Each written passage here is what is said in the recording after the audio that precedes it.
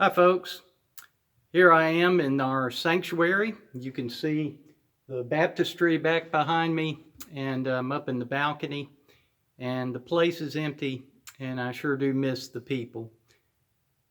But during the COVID-19 crisis, we're having to exercise our ministries a little bit differently. I want to start with a little bit of a story. There was a man by the name of Philippe Petit. He was a tightrope walker who back in 1974, when the World Trade Center was being completed, it was a hot August afternoon, and he decided that he would walk between the Twin Towers, 1,350 feet high. And he did so 7 times in 45 minutes. During the time that he made his walk, he lied down on the wire once. He dropped to a knee once, and did a few other things. And when he was interviewed at the end of the walk, he said this: "I belong to the sky. It is the moment of purest happiness for me, absolute freedom. I breathe very slowly and enjoy immensely the miracle of balance. At first, I felt the fear of letting go, and I fought it. Then I laughed at it. I was surrounded by complete peace. I was liberated. I know the rapture of the heights. In the middle of the wire, I dropped to one knee in the traditional salute of the tightrope walker. There at my feet was all of New York." Now, you and I probably wouldn't dream of walking a tightrope. I'm a little bit nervous up here in the balcony with the height.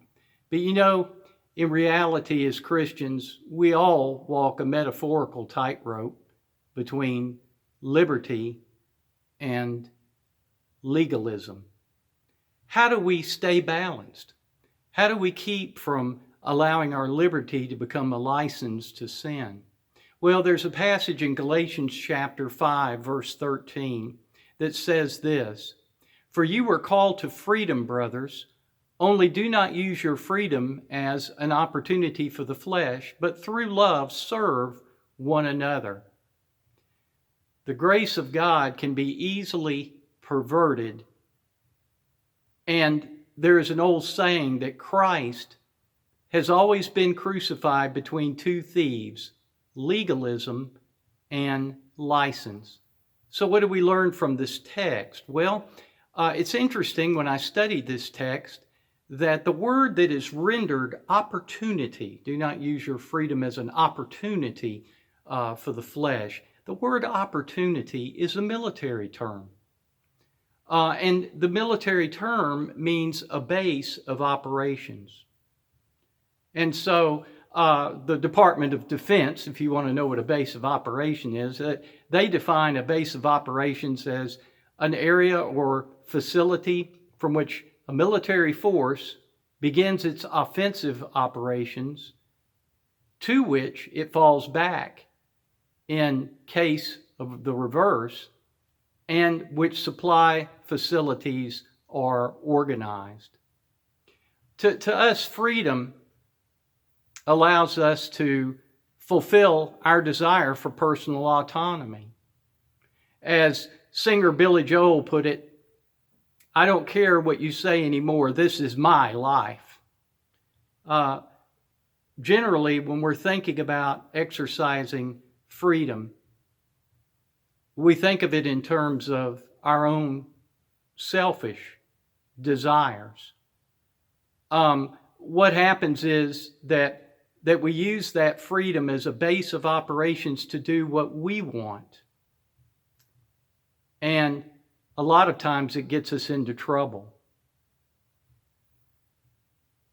How do we maintain a balance between liberty and license? The answer is found in the latter part of the verse that we're looking at in Galatians 5:13.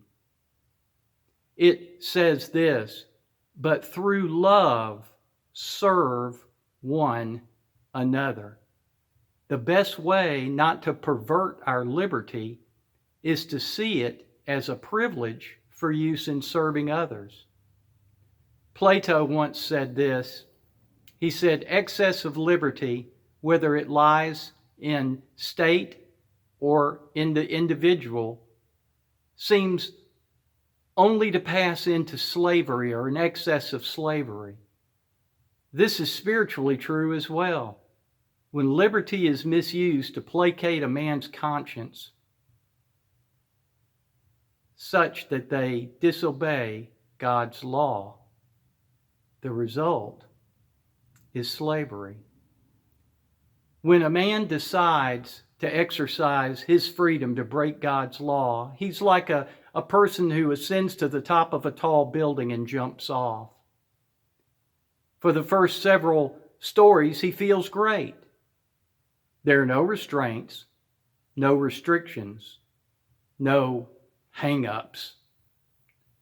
But suppose 10 stories from the ground, he realizes that a sudden stop awaits him and that he doesn't want to endure the consequences. Can he reverse his course? Can he stop the falling process? Of course not. Thus, in the final 10 stories, our tragic character will examine